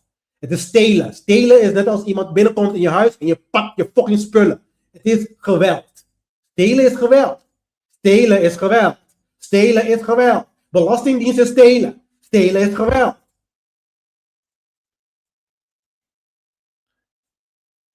Het is alsof ze dan zeg maar binnenkomen en een fucking pistool op je hoofd zetten. Dus het is vergelijkbaar. En ze doen het ook wanneer je niet betaalt. Ze komen bij je huis. Met pistolen en politie. Om je spullen te pakken die ze achten van hun te zijn. Hoezo slaven? En hoezo vrij? Ik bedoel, mensen die denken dat ze vrij zijn. Dat is een goeie. Zelfs de christenen zeggen tegen elkaar. Ja, dat is true. Dus de verdeeldheid is gebaseerd op angst. Het wordt gevoed door angst. En dan angst maakt mensen slachtoffergericht. Iedereen. Het is gezielig gedoe in Nederland ook, hè? Het is gezielig gedoe. Je moet gewoon stoppen nou mee en groeien als een normale volwassen mens, joh. En klagen de hele dag en klagen.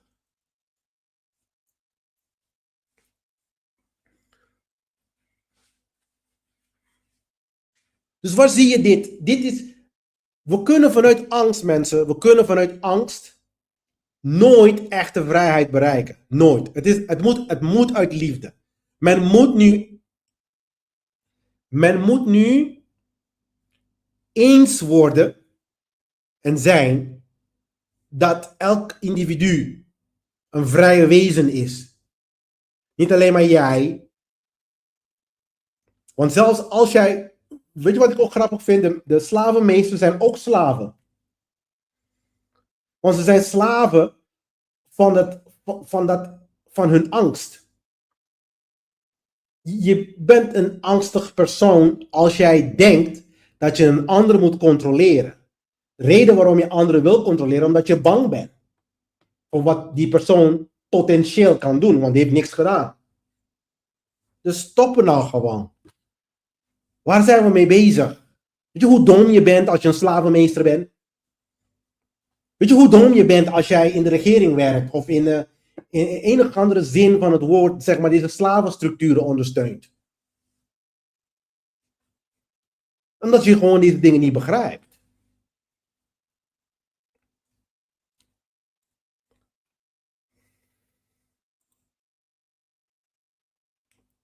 Dus het psychologische aspect hiervan.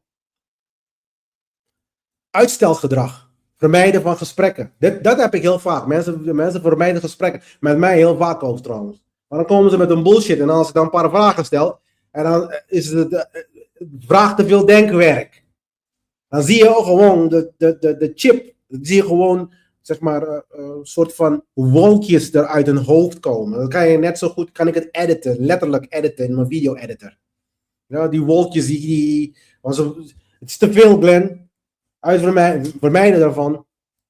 Niet kiezen en blijven hangen. Op dezelfde plek.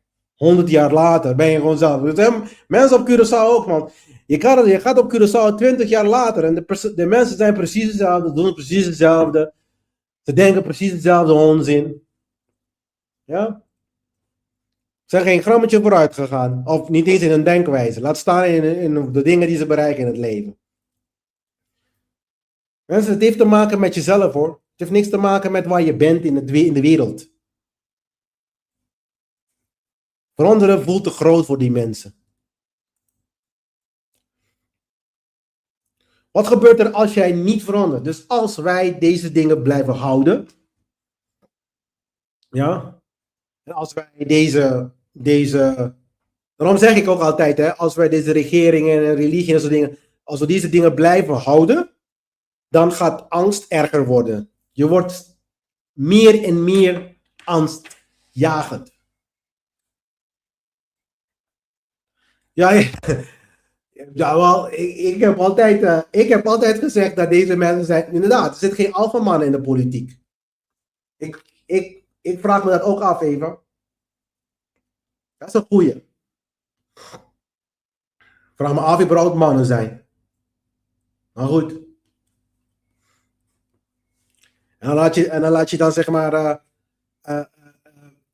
geregeerd worden door deze apen. Praten over apen. Jezus Christus, man. De gedrag die ze vertonen. En dan zijn er geen donkere mensen, hè. In het donkere gedeelte van de wereld heb je ook die idioten. Maar we praten ook over de westenwereld, die idioten ook doen. Dit is niet uitsluitend alleen maar voor donkere mensen. We zijn gewoon dieren.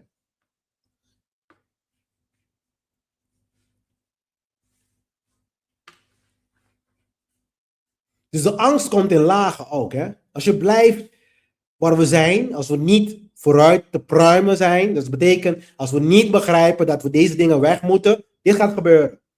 De angst komt dus in lagen, hè. Verwachtingen, herinneringen, projectie, je gaat projecteren en dan blijf je in die circuit. Daarom zijn we meer dan 4000 jaar in deze bullshit. Ja? Het wordt alleen maar erger. De angst piekt. Het komt, je komt van corona naar Hatta en Hantai en wat nog meer. En Corolla en Toyota, virus, al deze fucking virussen die komen eraan. Ja? En het wordt alleen maar angstjagender. Oh, meer angst indouwen in mensen. Ja? Gewoon meer en meer en meer. Dus het wordt alleen maar meer. Spanning loopt op. Groepen gaan tegen elkaar botsen en vechten. Komt oorlog. Verlamming en geloof. Meer geloof. Ja, laten we het doodmaken in naam van God. Bullshit. En het zijn niet alleen maar. Weet je wat het is ook, hè? Mensen denken dat op een of andere rare manier denken mensen dat alleen maar ik krijg ook angst als ik christenen zie tegenwoordig. Want wat de christenen vroeger hebben gedaan, ja, het is niet eens, het is niet beter. Wat ze nu aan het doen zijn, ook in de naam van God, oorlog voeren. Geen enkele groep die oorlog voert. Trouwens, als je oorlog voert, dit is iets, een side note, hè. Als je oorlog voert, hè, voor je God, dan is je God best wel zwak. Want hij kan zijn eigen oorlogen niet voeren.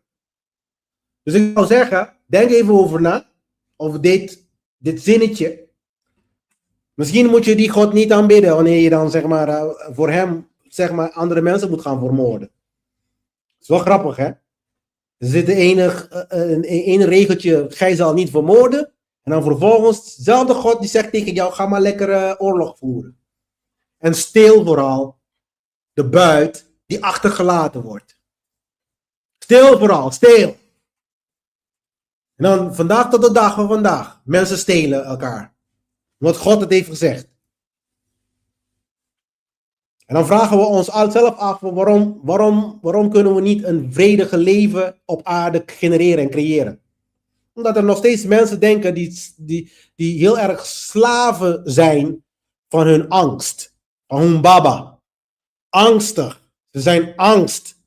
Dit is de reden waarom wij niet uit deze fucking hell eruit kunnen komen. Omdat wij angstig zijn. En zeg wij, jullie. Ik ben niet angstig voor hun baba. Jullie zijn angstig voor hun baba. Jullie zijn angstig voor religie. Jullie zijn angstig voor regeringen. Jullie zijn angstig om al deze systemen, zeg maar, niet mee te doen. Jullie zijn, ik niet. Fuck die systemen, dat moet je zeggen. En niet meedoen.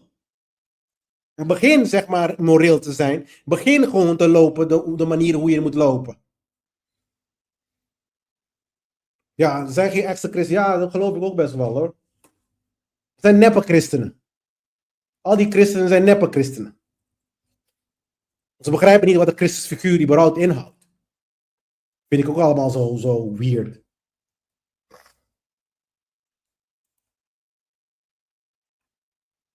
Maar de waarheid is dat het monster was niet wat je dacht. Het is minder groot, minder machtig, minder echt. Maar je geloof maakte het echt. Dit is het.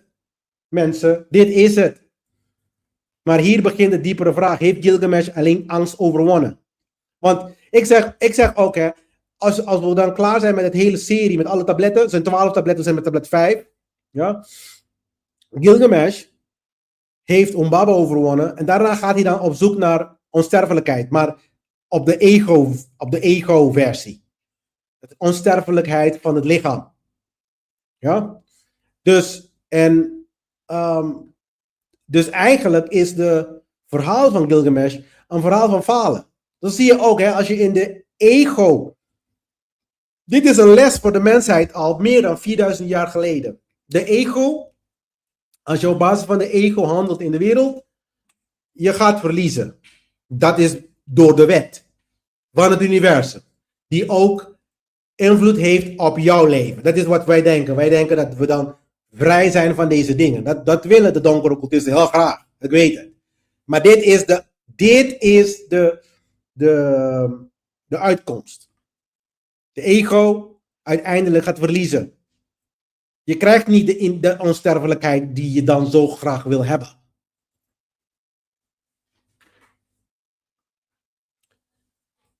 Hij heeft ook een heilige grens geschonden, hè? De natuurwetten. Mensen, individuele soevereiniteit bijvoorbeeld. Dus eigenlijk, en dit is de sleutel, niet elke overwinning is zuiver. Dus als je oorlog bijvoorbeeld wint, betekent niet dat het zuiver is, betekent niet dat het goed is. En dit is de sleutel.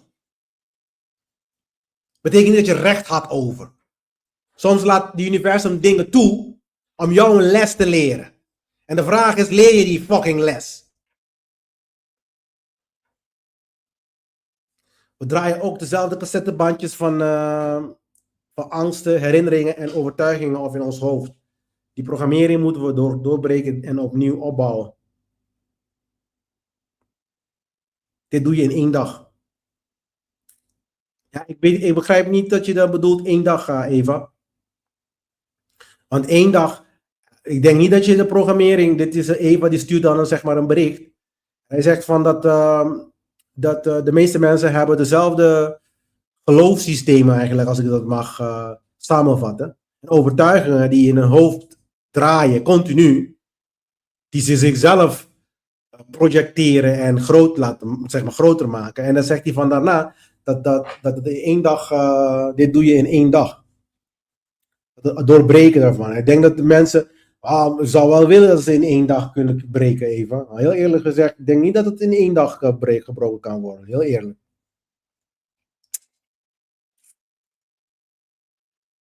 Dus in ieder geval, niet elke overwinning is zuiver. Ik bedoel dat we inderdaad niet in 1 dag onszelf kunnen Ja, klopt. Ja. Ja. Oh, niet. Ja, ik zie het, ja. Dit doe je niet in 1 dag. Ja. Oké, ik zie het. Sorry. De tarotverbinding is de maan. De maan trouwens, de maan is de kaart van illusie. De tarot, ik heb het al besproken. De tarot is het proces van de psyche. De psyche. Dit is het proces hoe de psyche ontwikkelt. En we gaan telkens er doorheen. En dat is iets dat heel veel mensen niet begrijpen. Het is niet één reis. Het is, terwijl je leeft, duizenden reizen. Je wordt continu getest gewoon. Ja? En de tarot, de maan, is het aspect van illusie. Dus wanneer je dan op het moment komt om illusies, zeg maar, van je af te duwen. Ja? De maan is eigenlijk de kaart van illusie, de kaart van projectie, vervormde waarnemingen, ja, angst. Dus het is niet wat het is, zeg maar, en je vreest. Dus in principe, de schaduw of de umbaba lijkt groter, maar hij is niet zo groot. Dus in andere woorden, regeringen, religies, en zo, die lijken groot en machtig, maar ze zijn er niet. Dus sterker nog, het heeft gewoon te maken met jouw acceptatie ervan en het niet accepteren daarvan. Punt. Dit is hoe makkelijk dit is. Dit is de reden waarom ik nog steeds praat. Want om te beginnen te evolutioneren als mens, moet je dingen accepteren en dingen niet accepteren. En wat je niet moet accepteren, is deze structuren die geduwd is in je strot vanaf toen je geboren werd. En wat je moet accepteren, is een morele leven en natuurwetten. Dus dat de wetten van de natuur, de regels, de wetten die alle niveaus van het leven regeren, dus ook je gedrag. Ja, ook je gedrag. Je ziet het niet, maar ook je gedrag. Maar dat is het juist. Hè? Mensen denken dat deze wetten alleen maar bedoeld is voor de universum. En wij zitten los van het universum, op een of andere rare reden. Maar wij moeten nog steeds eten van dezelfde fucking universum waar we los van zitten. Ja, daarom hebben we die problemen die we hebben ook nu. Het is gewoon, ik ga niet eens erin, man. Dus we hebben een paar kaarten ook al gehad vanaf de tablet 1. Op de maan toont de illusie. De duivel hadden we vorige week ook over gehad. Dit is de binding. Ja. De dwaas toont de moed om de reis te gaan doen. En de toren breekt beeld. Dus wanneer je dat niet kiest, wanneer je kiest, dan ben je de dwaas, de fool noemen ze dat. Of de ziel, de soul. Ja, die start het proces. En de toren, dit is wanneer je dan niet wil bewegen, wanneer je wil blijven staan. Dit is de reden ook waarom de 9/11 is gebeurd, waarom coronavirus uitbreekt en al die dingen. Omdat op het moment dat deze mensen het gevoel hebben, en ik praat over de donkere occultisten, het gevoel hebben dat ze niet veranderingen kunnen brengen, dus dat mensen niet vooruit te pruimen zijn, dan begrijpen ze ook wel, is tijd om een doorbraak te forceren. En dat doen ze door crisis te creëren. Ze creëren crisis. En op basis van die crisis kunnen ze dan, zeg maar, de nieuwe regeltjes introduceren in de samenleving. Dat doen ze keer op keer. We zijn alleen maar dom om die patroon te zien. En dat is wat intelligentie ook inhoudt. Dat je dan, zeg maar, objectief patronen kan herkennen. En op basis dat je patronen herkent, dat je dan, zeg maar, in het innerlijke, dus je contact met het hogere, ja, die moet dan versterkt worden, zodat je dan, zeg maar, deze dingen nog beter kan begrijpen en kan inzien. Maar dat doen we niet. Want we hebben AI nodig om alles te fucking vragen. De vraag is dan natuurlijk, wat is jouw umbaba? Wat stel jij uit? Wat vermijd jij? Wat voelt groter dan het is? In alle aspecten van je leven eigenlijk. Niet alleen maar, natuurlijk, ik bespreek politiek, religie en geld, omdat het daar is waar de samenleving, zeg maar, een soort van kruispunt mee heeft. Wij herkennen elkaar in die drie dingen altijd. De bevolking is altijd bezig met politiek, geld of religie. Oké? Ik begrijp ook wel dat in het Westen ze zijn minder bezig met religie. Maar ja, niet vergeten, de politiek is religie, dus de religie van het Westen is politiek. Het is een andere type religie, maar het is een religie. Daarom heb ik dan de podcast uitgebracht, de gereformeerde cultus van de staat. Het is gereformeerd, het is een religie. Dus waar zit jij vast? Dus je moet er door de angst heen. Je moet gewoon stoppen deze dingen te vrezen. Er is een oplossing en er is een antwoord voor alle vragen die je maar kan bedenken, jongen. Als jij denkt dat je kan leven, als jij niet denkt dat je kan leven zonder de belasting te betalen, of zonder zeg maar de regering te gehoorzamen en dat soort dingen, dan voilà, je leven zal zo zijn.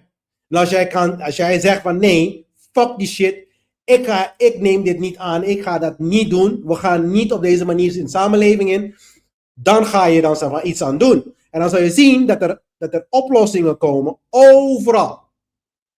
En dat het lijkt alsof het universum zelf jou ondersteunt. Want het universum ondersteunt degene die moed heeft. Net als Gilgamesh. En dan worden dan zeg maar dingen die groot lijken, worden opeens heel klein hoor.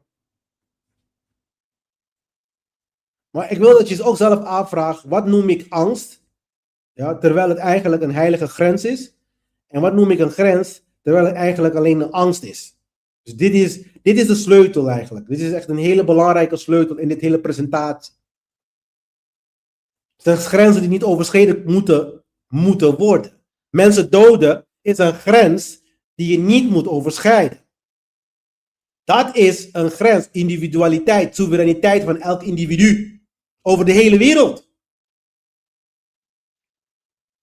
We moeten niet eromheen, niet lullen eromheen, niet er tegenaan, niet er tegenin. Maar er doorheen. Dat is transformatie. Dus ga me geen sorry zeggen, terwijl je nog steeds bezig bent met de fucking slavenhandel. En de structuren van de wereld. Dat zijn om slaven. Wil je echt een sorry hebben? En dit is ook iets, hè. Willen we karma, laat me het even zo zeggen. Karma, en even een klein stukje van karma hebben. Ja, we zijn klaar eigenlijk met de presentatie. Maar ik ga even een stukje van karma bespreken.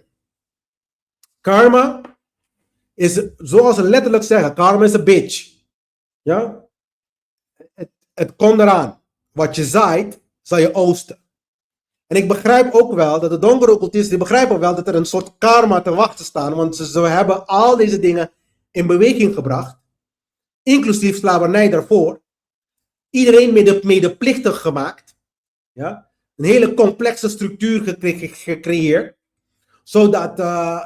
kan je je voorstellen, de meeste mensen in de westenwereld zeg maar een soort karma op zich krijgen. En dan zolang je niet erkent, dat is dan het eerste wat je moet hebben, is erkenning van de ego. Dat is iets dat je eerst moet begrijpen.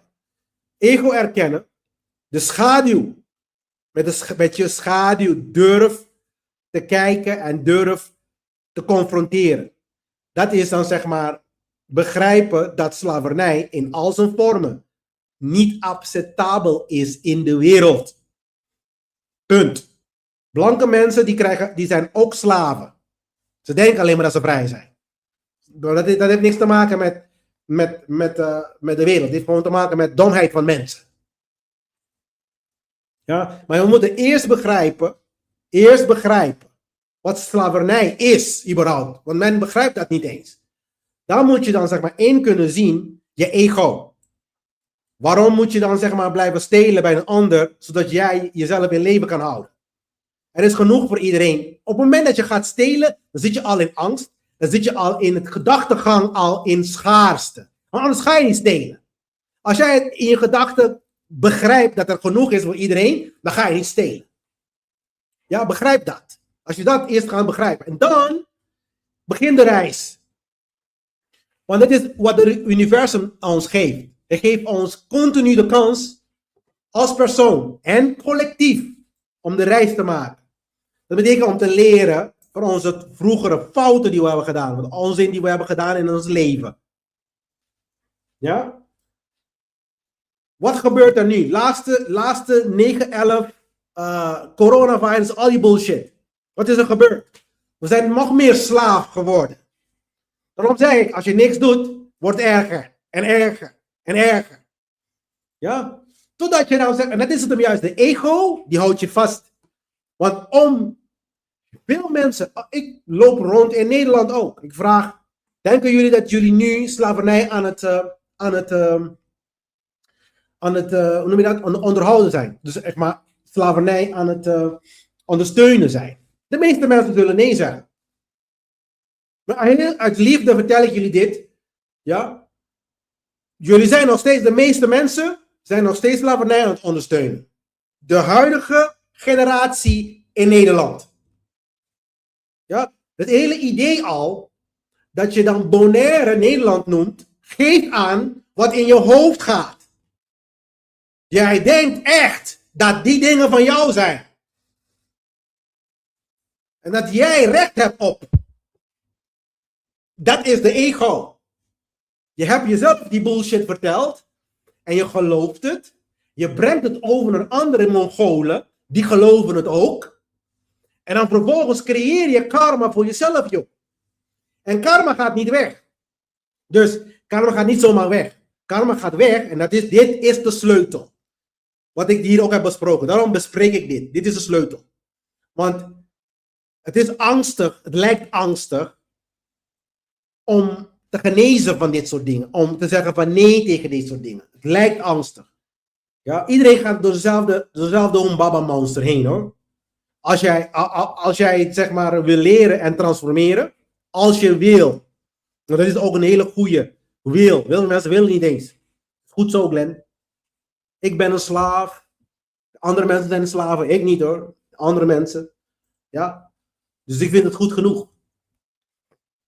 Dan wens ik je heel veel succes met jou en jouw fucking nageslachten. En als je nageslachten niet veranderen, dan heb jij effectief slavernij en je eigen kinderen tot slaaf gemaakt. Je lul. En als je dat wil, dan heb je gewoon geen grammetje liefde. Nou, iemand moet dat gezegd hebben.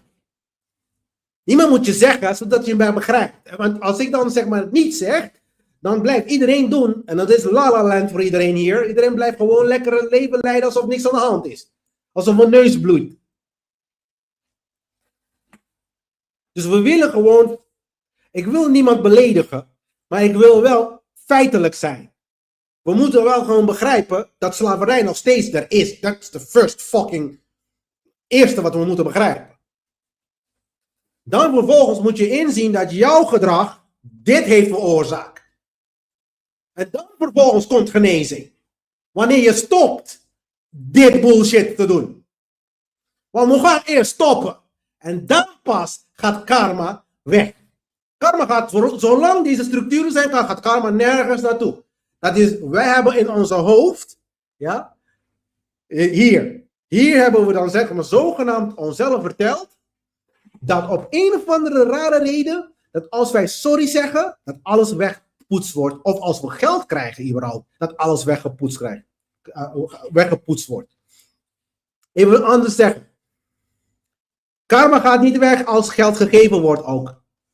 Daar ga ik voor zorgen. Dus als de antwoord geld is, gaat niet worden, mensen. I'm sorry. Dat gaat echt niet worden. Dus als jij denkt dat dat het oplossing is. En trouwens, Nederland is zo gierig, die gaat niet eens geld geven. Ik bedoel, het is een fantasie ook aan de andere kant van de fucking koninkrijk. Zo gierig, jongen. Ze gaan geen geld geven, man. Als ze geld geven, geven ze een dubbeltje. Daarom is er gezegd een dubbeltje op de eerste plek zitten. Jezus Christus, man. Dat Bonaire nog steeds gelooft dat het allemaal gelijk zijn en bullshit. Waarom heet het ook bijzondere gemeente? You know wat bijzondere gemeente bedoelt? Wat bedoelt? Het is dit. Europese Nederland is beter dan Bonaire Nederland. Begrijp dat al gewoon. En daarom heet het ook bijzonder. Want de wetten gelden alleen maar voor daar, maar niet voor hier. Snap je? En dat ze dan nog steeds geloven dat het überhaupt hetzelfde wordt als Europa, dat is nog hilarischer. Dit is de toppunt van racisme, man. Ik begrijp het echt niet, hoor. En dan zijn we niet meer bezig met dit soort dingen, Glenn. Ja. Praten. Maar ik zeg altijd, het is aan de vruchten herken je de fucking boom. Mij ga je niet lullen. Je gaat mij niet vertellen dat slavernij voorbij is. Daarom ben ik hier aan het praten. Ik ben de stem nu van reden, van reason. Want er zijn mensen die rondlopen en zitten in fantasie La La Land, man. La La Land, Efteling. Eftelingenland. Volgende week, de verleiding komt eraan. Tablet 6, verlangen en beheersing. Dit is het. Men verlangt en verlangt. We willen van alles hebben. Worden we slaven van onze verlangen. Na de overwinning, dus Gilgamesh heeft Umbaba overwonnen. En dan komt er weer een test. Again. Dan komt Ishtar. Ishtar trouwens is een godin. En voor degenen die niet weten, wanneer we dan praten over Easter, wat ook Pasen genoemd wordt, verwijst het naar deze fucking godin. Die meer dan fucking voor de Bijbel er bestond. En tegenwoordig, de christenen noemen het in het Engels Easter. Which is Ishtar. Dat is de noord, zeg maar, dat is de ster. De star van David, kan je zeggen. En ik heb daar, verleiding test je opnieuw. Je wordt opnieuw getest. Je denkt van, ik ben klaar. Nee, je wordt 1000 keer getest in je fucking leven, mensen. En ik heb daar zeg maar, een tekst. En dit is belangrijk. Dit is een belangrijke quote van het boek, The Book of Tokens. Ik weet niet dat jullie dat hebben gelezen, maar dat maakt niet uit. Ik geef dit stukje. Dit stukje is belangrijk. Zie, ik ben het die u heeft beproefd.